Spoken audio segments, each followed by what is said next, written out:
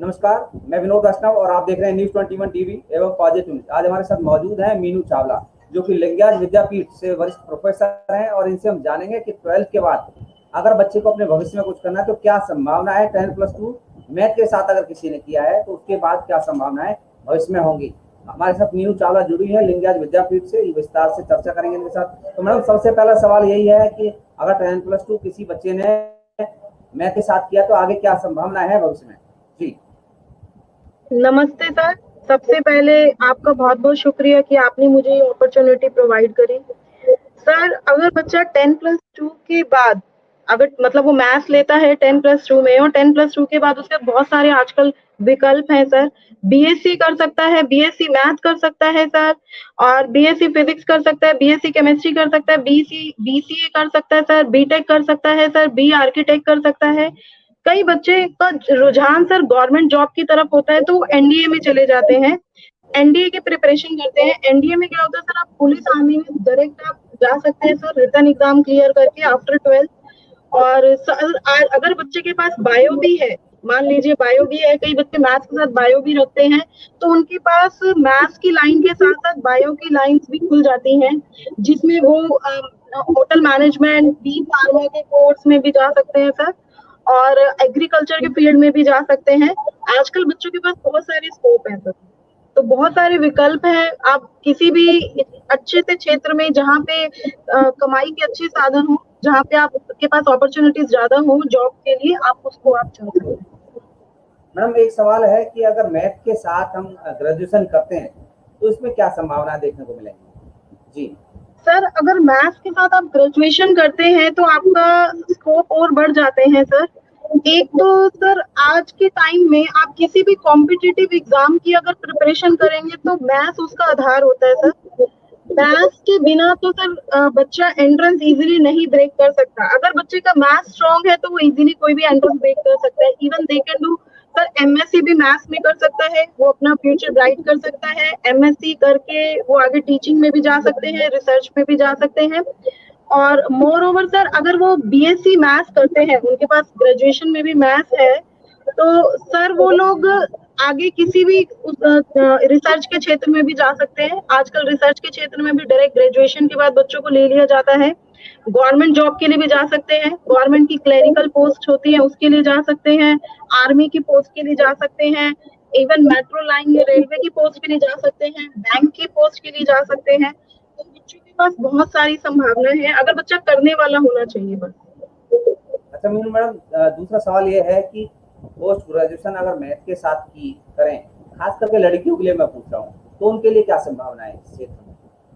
Sir एक बार repeat कीजिए please. मेरा सवाल ये है कि अगर पोस्ट ग्रेजुएशन मैथ के साथ लड़कियों ने करना है तो उनके लिए क्या संभावना है अलग से।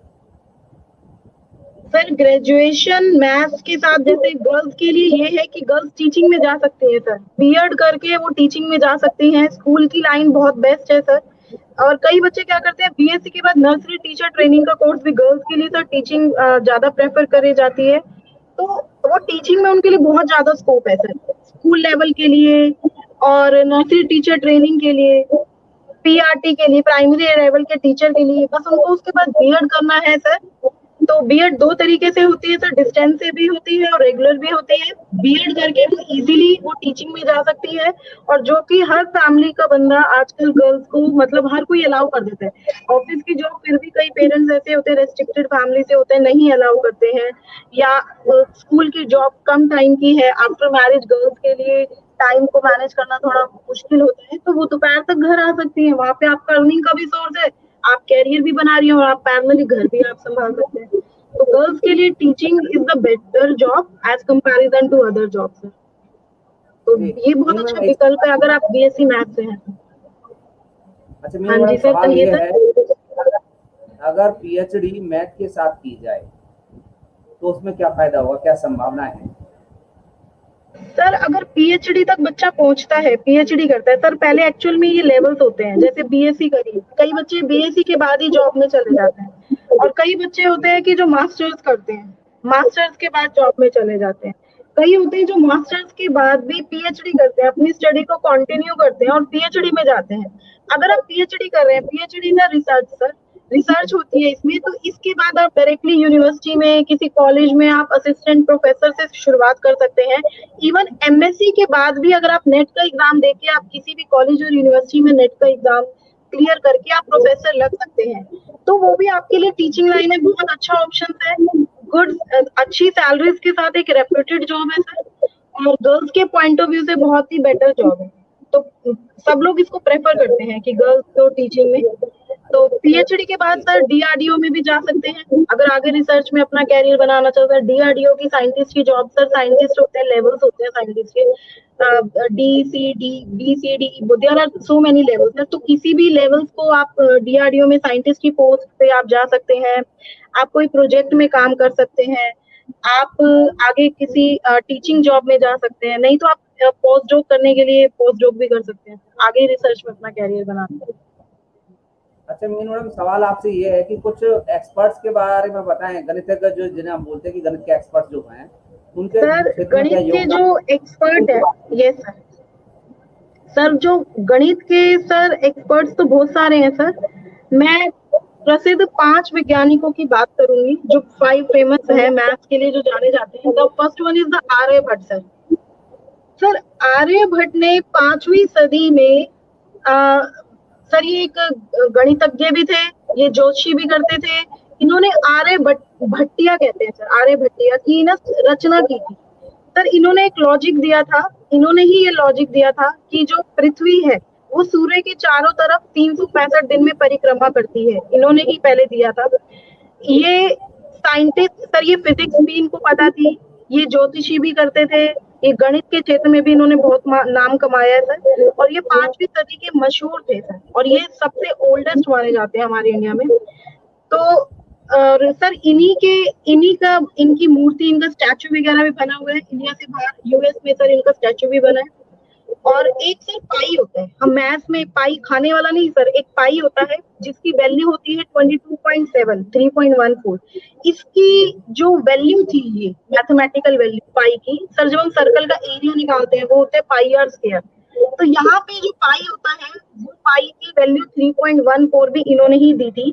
अगर हम इसकी एक्चुअल वैल्यू होती है 22/7, अगर हम 22/7 को डिवाइड करें, 22/7 को सॉल्व करें, तो we will get answer in decimal, that is 3.14। तो सर ये पहले थे आर्यभट्टा। सर इसके बाद दूसरे आए थे एक 8वीं सदी के भी महान महावीर आचार्य थे सर, महावीर आचार्य थे, ये भी भारतीय गणितज्ञ थे। सर पहले के टाइम में जितने भी गणितज्ञ होते थे, जो पहले फेमस साइंटिस्ट होते थे, ये साथ साथ जोशी भी करते थे, मतलब कि अंकों के आधार पे ये बताते थे कि आपके ग्रह और नक्षत्र कैसे हैं। सर ये जो हमारा पूरा सैटेलाइट सिस्टम है उसको पूरा स्टडी करके बताते थे कि आपके ग्रह और नक्षत्र किस हिसाब से काम करते। अच्छा, तो उसके बाद सर एक था, हाँ जी सर, तीसरे थे सर वराहर मिहिर, ये भी एक वैज्ञानिक थे सर। हाँ जी सर, कहिए सर। सवाल आपसे ये है कि कमेंट में सवाल आया है कि कुछ लोगों को, कुछ छात्रों को गणित से डर लगता है, मतलब समझ नहीं आता, और जिसमें मैं भी एक हूँ, मुझे कभी मैथ समझ नहीं आया ढंग से, डर लगता है। ये सर हम जी बहुत अच्छा सवाल है ये सर, हर कोई इस सवाल का आंसर जानना चाहता है, ये बहुत ही अच्छा सवाल है सर। सर एक्चुअल में होता क्या है कि बच्चे मैथ से इसलिए दूर भागते हैं क्योंकि वो ना उसको समझ के नहीं करते, उसको रटते हैं। सर आज का टाइम ऐसा है कि अगर आप देखा जाए तो हम बच्चों को अगर मैथ सिखाना चाहें तो हमें डेली लाइफ के एग्जांपल लेके समझाना चाहिए। जैसे मान लीजिए आप कहीं सब्जी लेने गए, ठीक है, तो अगर हम बच्चे को 10 रुपए दें और बोले कि आप 5 रुपए की सब्जी लाइए और 5 रुपए वापस लाइए, या 50 रुपीज दें या 100 रुपीज दें, कि इतने की सब्जी ली, इतना वापस लिया आपने, तो सर वो भी गणित है। किसी चीज को जोड़ना, घटाना, गुणा करना, जैसे बच्चों को 1 किलो में 4 हम लोग पाव के 250 ग्राम के तराजू में हम लोग कहते हैं कि 250 ग्राम सब्जी लाना, तो वो भी मैथ है, वो भी गणित है सर। हम उसमें मिस्टेक नहीं करते क्योंकि हम वो इंटरेस्ट से करते हैं, हमें लगता है वहां हमारा लॉस ना हो। तो अगर हम किसी चीज को इंटरेस्ट से और समझ के करेंगे तो सर मुश्किल नहीं है, रटना नहीं है सर। अगर बच्चे रट के करेंगे तो वो वहां पे भूल जाएंगे, क्योंकि वो रट के करते तो उनको फार्मूला ही याद नहीं होता सर। और वो फार्मूला, जब मैथ ऐसी चीज है, जब आपको फार्मूला ही नहीं आएगा तो आप क्वेश्चन को शुरू ही नहीं कर सकते। तो अगर आप समझ के करेंगे मीनू मैडम सवाल तो आपसे ये है कि फायदेमंद है। मैथ्स को ज्यादातर सब्जेक्ट का मतलब कि गॉडफादर मान लीजिए, मदर मान लीजिए, ऐसा कहा जाता है मैथ्स को।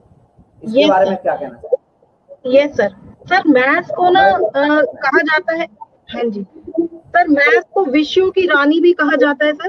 तभी मतलब ये इसको एक रानी भी कहा जाता है। ये ना एज अ लीडर एक्ट करती है सर। जो मैथ्स है सर आधार होता है ये सभी विषयों का आधार। सर केमिस्ट्री ले लीजिए, फिजिक्स ले लीजिए, ज्योग्राफी ले लीजिए, सारी चीजें इसी के आसपास घूमती है सर।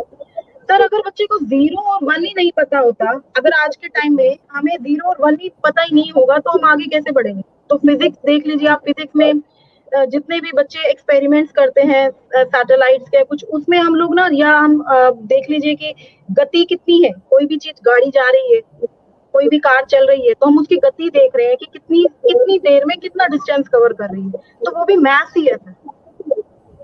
तो वहां भी मैथ्स है, फिजिक्स में भी मैथ्स है आधार, केमिस्ट्री में भी सर मैथ्स ही है आधार। तो हर चीज का आधार, जो बेस हम कहते हैं, आधारशिला कहते हैं, मजबूत होनी चाहिए, तो वो मैथ्स है।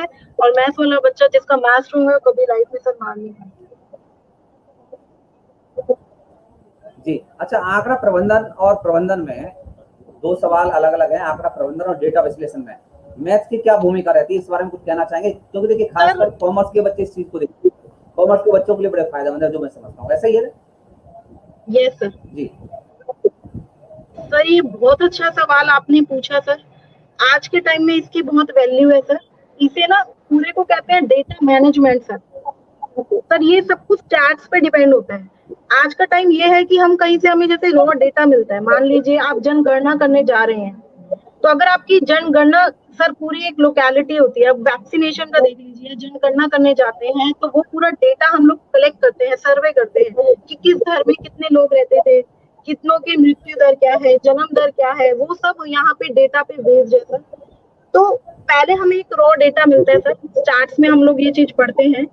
तो पहले हमें एक रॉ डेटा मिलता है, उसमें से हम जो यूजफुल डेटा है उसको निकालते हैं, फिर उसको स्टडी करते हैं, एनालाइज करते हैं, उस पर कोई टेक्निक लगाते हैं मैथ्स की, और फिर उससे जो रिजल्ट निकलता है उस पर एक निष्कर्ष पे पहुंचते हैं। और कॉमर्स के बच्चों का रुझान इस तरफ इसलिए क्योंकि स्टॉक मार्केट देख लीजिए सर आप, ये जो स्टॉक मार्केट है, एक्सचेंज मार्केट है, सीए की जो बच्चे करते हैं, बैंकिंग एरिया देख लीजिए आप सर, तो ये सारे इसी डेटा एनालाइज से जुड़े हैं। और आज के टाइम में सर डेटा मैनेजमेंट का बहुत स्कोप है, इसका फील्ड डे बाय डे इसकी वैल्यू बढ़ रही है, लोग स्पेशल इसमें कोर्सेज करते हैं। जी तो अच्छा मैडम, कॉमर्स के सवाल बच्चों के लिए ये बहुत जी आप बताएं, पहले आप बेनिफिट। बताएं। सर ये कॉमर्स के बच्चे का रुझान इस तरफ बहुत ज्यादा है सर, वो लोग इस एरिया में बहुत जाते हैं सर। वो लोग डेटा से ही, डेटा के साथ ही खेलते हैं दिन रात। मतलब बैंक सेक्टर देख लीजिए आप, अकाउंटेंट देख लीजिए आप, सीए चार्टेड अकाउंटेंट वगैरह सर, वो लोग का यही काम है, वो सब आधार उसका वही मैथ ही है सर। अच्छा, कंप्यूटर हाँ के जी क्षेत्र कहिए। में मैडम सवाल किसी ने किया है कि कंप्यूटर के क्षेत्र में क्या संभावना है, क्या असर डालता है मैथ? जी बहुत अच्छा सवाल है सर ये। और आजकल सर हर फील्ड में कंप्यूटर ही यूज हो रहा है सर, और ये टेक्नोलॉजी आ रही है सर नई नई। तो जैसे पहले लोगों को फोन के बारे में नहीं होता था, हम सिर्फ फोन से बात कर पाते थे, आज के टाइम में हम फोन से सब कुछ कर पा रहे हैं, वीडियो कॉल कर पा रहे हैं। और इवन कोविड ने तो ये चीज बहुत ही ज्यादा एक्सपैंड कर दी, हम लोग सीखने लग गए हैं सर। तो कंप्यूटर भी सारा सर नंबरों का खेल है सर। सर कंप्यूटर्स में भी इवन 1 और 0 का हम लोग यूज करते हैं सर। तो 1 को हम यस से रिप्रेजेंट करते हैं और 0 को हम लोग नो रिप्रेजेंट करते हैं, तो वहां भी सर आधार मैथ्स ही है सर। और बच्चों का स्कोप ये है कि अगर आपने बीएससी कंप्यूटर साइंस की है सर, तो आपका पहली बात तो मैथ स्ट्रांग होगा, कंप्यूटर स्ट्रांग होगा, तो आप लोग सॉफ्टवेयर, ये जो सॉफ्टवेयर का पूरा खेल है सर, आप उसको प्रोग्रामिंग को या अच्छे से समझ पाते हैं सर। और बीटेक सर, कई बच्चे हैं जो बीटेक की तरफ रुझान है, आजकल कंप्यूटर साइंस बहुत से बच्चे करना चाहते हैं, और उनका कैरियर भी बहुत अच्छा, वो लोग निकल भी रहे हैं, आजकल कैरियर बहुत अच्छा बन पा रहा है, और अच्छी सैलरी, अच्छे पैकेजेस पा रहे हैं सर, एचसीएल में, टीसीएस वगैरह में बीटेक करे हुए कंप्यूटर साइंस के बच्चे। तो सर कंप्यूटर में तो मैथ्स का बहुत मेजर रोल प्ले करता है, और क्योंकि सारी चीज इसी पे बेस है सर, मदरबोर्ड में जो भी फंक्शनिंग है, बेसिकली सारी चीजें एक दूसरे से जुड़ी हैं सर, कनेक्टेड है सर। तो अच्छा यहाँ पे कंप्यूटर और मैथ्स का अगर आप मेल करते हैं तो आप करियर में निश्चित ही सर कहीं अच्छी जगह आप प्लेस हो जाते हैं। चलिए, बैंकिंग और इंश्योरेंस के क्षेत्र में मैथ्स का क्या योगदान है? सर बैंकिंग और इंश्योरेंस के क्षेत्र में, बैंकिंग में भी सर हमारा मैथ्स का ही सबसे ज्यादा मेजर रोल प्ले करता है, क्योंकि बैंकिंग में आप देखेंगे आजकल जैसे जितने भी अकाउंट नंबर्स हैं या बैंक को ट्रेस करना है, आजकल ये सब भी ऑनलाइन हो गया है सर। यहाँ पे कंप्यूटर भी मेजर रोल प्ले कर रहा है कि ऑनलाइन बैंकिंग हो गई है। अगर आपको लग रहा है कि आपका कोई प्रॉब्लम है, कोई इश्यू है, आप तुरंत फोन कॉल से भी अपने अकाउंट को बंद कर सकते हैं, या ऑनलाइन बैंकिंग के थ्रू भी ट्रांजेक्शन ईजी हो गए सर। और यहाँ पे भी हम लोग मैथ्स का ही सारा खेल है। इवन कॉमर्स वाले बच्चे ज्यादा आजकल बैंकिंग की तरफ भी जाते हैं, अच्छा कैरियर का विकल्प है सर। यहाँ पे सैलरी पैकेज भी अच्छा मिलता है सर, और एक रेप्यूटेड जॉब है सर। तो यहाँ पे इंश्योरेंस और बैंकिंग भी, जिनका मैथ स्ट्रॉन्ग है तो सर वो इस फील्ड में भी अपना कैरियर आजकल बना रहे हैं। इवन जो बड़ी बड़ी कंपनीज है सर, एचसीएल है, टीसीएस है, विप्रो वगैरह, सर ये कंपनी स्पेशल डेटा एनालिस्ट वाले बंदों को हायर करते हैं रिसर्च के लिए, कि अपने पूरे डेटा को अरेंज करने के लिए वो अलग से बंदा रखते हैं। जी। अच्छा, दूसरा सवाल यह है कि गणित के क्षेत्र में करियर में क्या क्या संभावनाएं हो सकती हैं? मतलब गणित के, मैथ के माध्यम से हम किस तरीके से अपने भविष्य को उज्जवल बना सकते हैं, किस तरीके की संभावनाएं नजर आती हैं इसमें? सर बहुत सारी संभावनाएं निकल के आती हैं अगर आप मैथ्स आपके पास है। अगर आप जैसे सर ये होता है, या तो बच्चे ना 12th में, 10th के बाद वो लोग अलग अलग ब्रांचेस में चले जाते हैं। कई बच्चे आर्ट्स में जाते हैं, कई कॉमर्स में जाते हैं, और कई साइंस में जाते हैं। साइंस में अगेन सर दो ब्रांचेस, दो स्ट्रीम डिवीजन हो जाती है। एक तो बायो की तरफ रुझान जाता है बच्चों का, या मैथ्स की तरफ जाता है। अधिकतर आज के टाइम में मैथ्स वाले बच्चों का रुझान सर बीटेक की तरफ है, ठीक है। या कई बच्चे ऐसे हैं जो टीचिंग में अपना कैरियर बनाना चाहते हैं या रिसर्च में कैरियर बनाना चाहते हैं, तो वो बीएससी की तरफ रुझान होता है उनका। और मैक्सिमम बच्चे सर बीटेक की तरफ मूव करते हैं, तो वो लोग कॉर्पोरेट सेक्टर में जाना चाहते हैं। और जिनके पास बायो है वो मेडिकल सेक्टर में डॉक्टर या फिर चिकित्सक में ही कुछ स्पेशलाइजेशन करके कुछ उसी फील्ड में आगे जाना चाहते हैं। तो या फिर आप बीसीए भी कर सकते हैं sir, bachelor of computer application. कई बच्चे होते हैं जो बीटेक मतलब इतने इंटेलिजेंट नहीं होते, जिन्होंने पीसीएम नहीं ली, जो कॉमर्स बैकग्राउंड के हैं या आर्ट्स बैकग्राउंड के हैं, तो सर वो लोग बीसीए भी कर सकते हैं, बीबीए भी कर सकते हैं सर। बीबीए का भी आज के टाइम में बहुत स्कोप है sir. Bachelor of business administration कहा जाता है इसे। कई बच्चे बीबीए करके एमबीए करते हैं, इसी का मास्टर्स करते हैं, तो वो एडमिनिस्ट्रेटिव जॉब में जा सकते हैं। आजकल हर जगह एडमिनिस्ट्रेशन, जो भी एडमिनिस्ट्रेशन की जरूरत होती है सर, हर कंपनी में, छोटी सी छोटी कंपनी में वो लोग एक एडमिनिस्ट्रेटर रखते हैं जो पूरी चीज को कंट्रोल कर पाए। तो ये भी एक बहुत अच्छा विकल्प है। डॉक्टर मीनू, आपसे अंतिम सवाल है। अंतिम सवाल ये है कि किसी दर्शक ने पूछा है हमसे कि हमारे शरीर की गतिशीलता, जो कि गति के जैसे कह देते हैं, उसमें मैथ का क्या योगदान? और मैथ का भी कोई लॉजिक है कि हमारे शरीर के साथ साथ? यस सर, यस सर, ये बहुत अच्छा क्वेश्चन है सर। सर आप ये जो बाजू मोड़ पा रहे हैं, हम ये जो बाजू में ये एल्बो को ऐसे मोड़ू सर, ये एल्बो मोड़ने के पीछे भी सर मैथ है सर, ठीक है सर।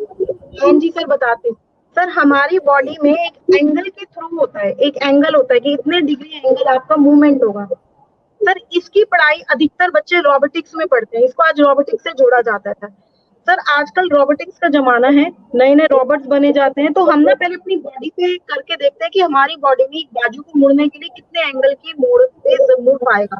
आपने देखा होगा कई बार क्या होता है, बच्चे खेल खेल में बच्चे का बाजू दूसरी दिशा में मोड़ देते हैं, जिससे उनका फ्रैक्चर हो जाता है। तो सर वो भी फिक्स है, भगवान ने वो भी फिक्स कर रखा है कि इतने एंगल से ज्यादा मोड़ेंगे तो आपकी हड्डी टूट जाएगी। तो उसमें भी सर मैथ भी यूज हो रहा है शरीर की गतिशीलता में। हाँ जी, चलिए, बहुत बहुत धन्यवाद। मीनू चावला हमारे साथ जुड़ी, जो कि लिंगायत विद्यापीठ से वरिष्ठ प्रोफेसर हैं। उन्होंने विस्तार से बताया कि किस तरीके से मैथ का योगदान है हमारे शरीर के अंदर, हमारे भविष्य के अंदर, और किस किस तरीके की संभावनाएं हम तलाश सकते हैं नए नए बच्चों के लिए, जो कि आर्ट, कॉमर्स और साइंस जो पढ़ते हैं। मैथ कहीं ना कहीं हर तरीके से अटैच रहता है किसी न किसी रूप में। तो आप सभी हमारे साथ इस कार्यक्रम में जुड़ रहे हैं। अगर आप सभी को ये कार्यक्रम पसंद हो, आगे भी कोई मैथ से संबंधित कोई सवाल किसी दर्शक का, किसी छात्र का हो, तो सीधे आप हमें कमेंट बॉक्स में अपना सवाल डालें। आपके सवाल का आंसर लेकर के हम आपको देने का काम करेंगे। दूसरा, यह कार्यक्रम सिर्फ निःशुल्क है, कोई किसी तरीके का चार्ज किसी से नहीं किया जाता है। ये जागरूकता के लिए है, मैथ के बारे में जानकारी देना है ज़्यादा से ज़्यादा छात्रों के लिए। लिंगराज विद्यापीठ और पॉजिटिव न्यूज प्रतिबद्ध है छात्रों के भविष्य के लिए कि हम एक साथ जुड़े रहेंगे और समय समय पर अनेकों सब्जेक्ट पर, अनेक पाठ्यक्रमों पर समय समय पर अलग अलग प्रोफेसर के साथ मिलकर के हम जानकारी देने की कोशिश करेंगे। आप सभी हमारे साथ जुड़े रहे, बहुत बहुत धन्यवाद। डॉक्टर मीनू, आपका भी बहुत बहुत धन्यवाद कि आपने विस्तार से सारी चीजें